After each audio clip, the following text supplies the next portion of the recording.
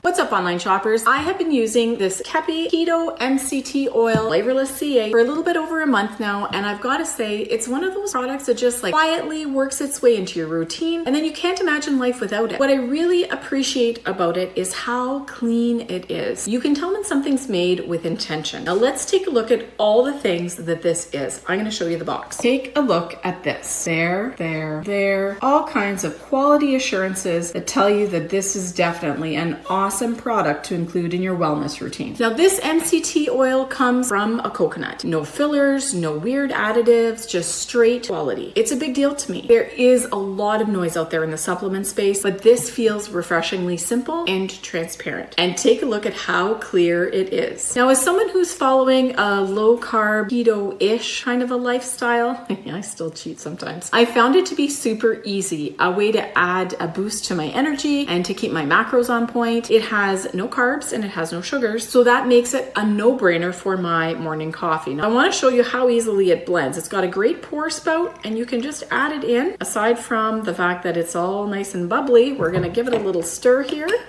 mix it up into my coffee, and it's flavorless. I can't taste it in coffee, but it is definitely giving me a little bit extra oomph.